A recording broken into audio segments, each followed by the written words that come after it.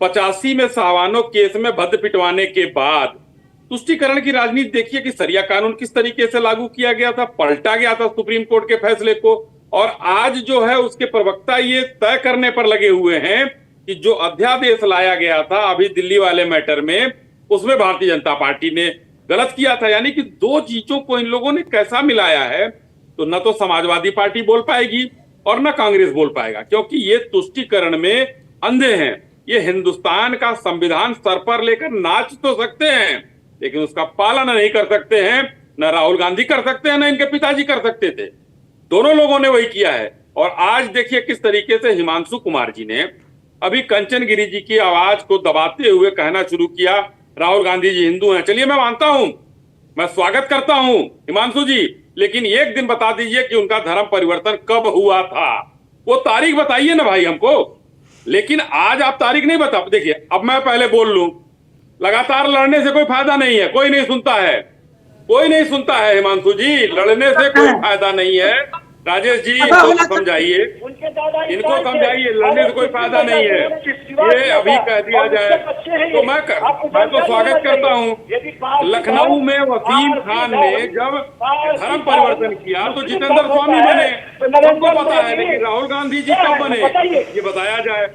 हिमांशु जी आपके पिताजी का नाम कुछ भी होगा, लेकिन वो मुस्लिम और किसी पारसी से नहीं होंगे। मेरे पिताजी का नाम महेंद्र सिंह है, उनके पिताजी का नाम हरदेव सिंह है, उनके पिताजी का नाम राम रक्षा सिंह है, मेरे है। तभी मैं राजपूत हूं तो मैं कहता हूं, लेकिन वो नहीं कह सकते हैं। इसलिए तुष्टीकरण की राजनीति में आप लोग जब नीचे तक गिर जाते हैं तो आपको न साहबानों का केस दिखता है, न आज महिलाओं के खिलाफ आप लोग नहीं बोलेंगे, क्योंकि सुप्रीम कोर्ट का जो फैसला आया है ये महिलाओं के पक्ष में आया है। ये उनको गुजारा भत्ता का क्या अधिकार नहीं है?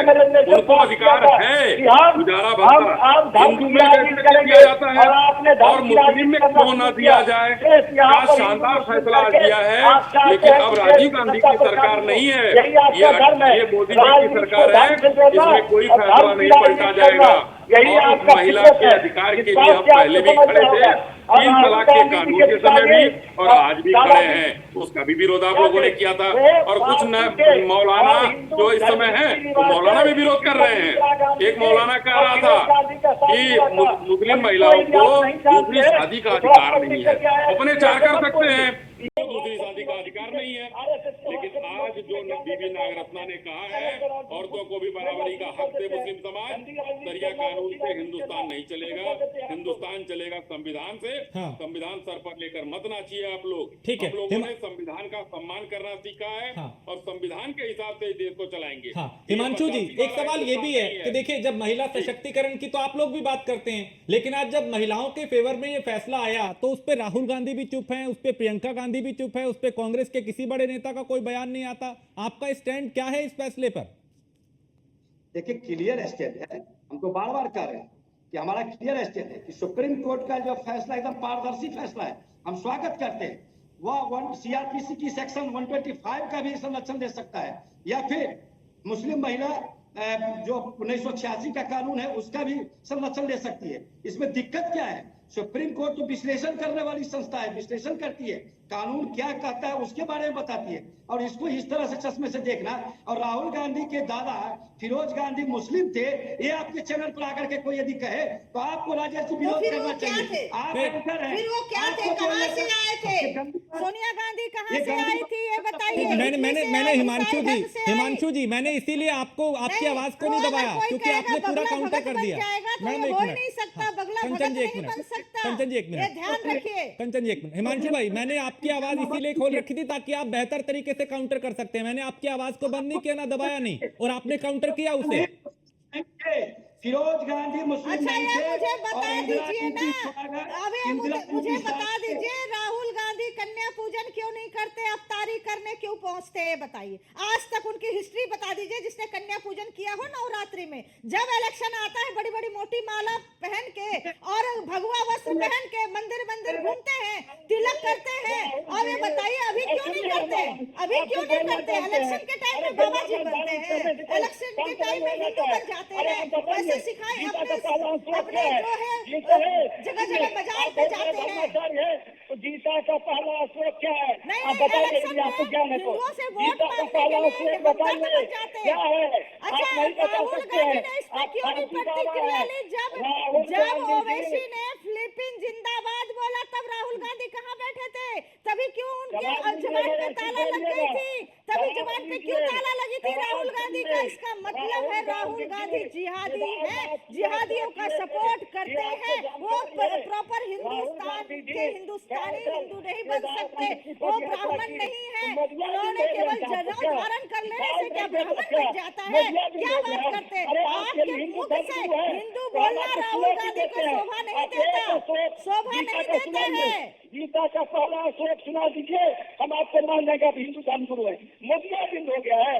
बिल्कुल, हम परंपरा में आते हैं, परंपरा से बिलोंग करते हैं। राहुल गांधी कौन सी परंपरा से बिलोंग करते हैं? जिसके दादा फिरोज गांधी हो, जिसकी माँ सोनिया गांधी ईसाई हो, कौन सी परंपरा से? उसको किसको माने बताइए? कौन से धर्म से माने उन्हें?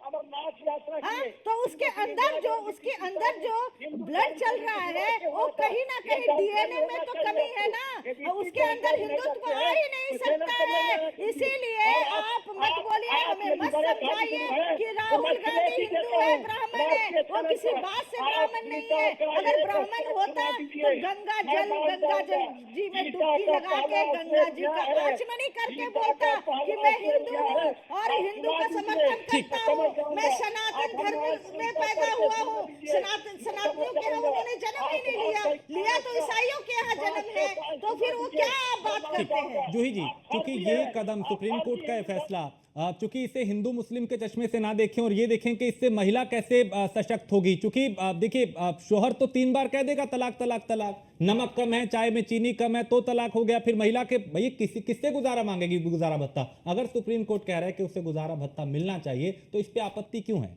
बिल्कुल, हमें इस मुद्दे से भटकना नहीं चाहिए, क्योंकि मुद्दा सिर्फ इतना है कि सुप्रीम कोर्ट ने यह कहा है कि जो औरत अपने हस्बैंड से मेंटेनेंस क्लेम करना चाहती है, जो वीकर है, जो नहीं कमाती, जो अपना गुजारा खुद नहीं कर सकती, चाहे वो किसी भी वर्ग की हो, चाहे वो डिवोर्स्ड हो, चाहे वो अनमैरिड हो, चाहे वो मैरिड हो, उससे उसके स्टेटस से फ़र्क नहीं पड़ता, वो अपना हिस्सा, अपना राइट क्लेम कर सकती है। क्योंकि आज की डेट में हमारा कोई प्रॉपर्टी एक्ट तो है नहीं कि औरतों को आदमियों की प्रॉपर्टी में इतना हिस्सा मिलना ही मिलना है। एटलीस्ट मेंटेनेंस है वो तो मत छीनो भाई, मेंटेनेंस का हिस्सा है, चाहे वो किसी भी वर्ग की औरत हो। अगर औरत सशक्त हो रही है, वो पूरे परिवार को सशक्त करती है, अपने बच्चों को सशक्त करती है। इसका सिर्फ इतना ही तोड़ है इस पूरे इस जजमेंट का, जो ये कहता है कि कोई भी औरत जाके अपना राइट क्लेम कर सकती है। और इसमें ऐसा नहीं है कि सामने वाले को सुना ही नहीं जाएगा कि आप सीधे पिटीशन लेके गए तो कल ही कोर्ट आपके अगले के खिलाफ 5,000 रुपए या 50,000 रुपए की मेंटेनेंस ग्रांट कर देंगी। कोर्ट दोनों पक्षों को सुनती है। आपको इतना ही डर है तो आप अपना कोर्ट में याचिका दो, आप अपनी कोर्ट में एफिडेविट दो, आप सच्चाई बताओ। क्योंकि लोगों को छुपने की आदत है। ज़्यादातर लोगों को ये लगता है कि अगर औरतें ज़्यादा समझदार बन जाएंगी या औरतें आगे उठ जाएंगी तो हमारा क्या होगा। तो इसी वजह से लोग चाहते हैं कि औरतें दबी रहें, वो उनकी जुबान ना हो, वो बोल ना पाए। क्योंकि जब औरत पैसे से सशक्त होती है तो वो अपने इंडिपेंडेंट सोच रख सकती है, इंडिपेंडेंट राइट रख सकती है, अपनी खुद की, अपने बच्चों की आवाज़ बन सकती है। तो इसी आवाज़ को चुप कराने के लिए अगर इस तरह के फैसले नहीं होंगे तो हम बदलता भारत कैसे देखेंगे। ये एक शुरुआत है ट्रिपल तलाक से आज तक की कि हम बदलता भारत देख रहे हैं, जहां औरतों को सेम हिस्सा दिया जा रहा है। उससे कुछ दिन पहले मैं आपके साथ उस मुद्दे पे भी बैठी थी जहां पे हमें वुमेन्स प्रोटेक्शन मिला था, जिसमें 33% का रिजर्वेशन भी मिला है हमें।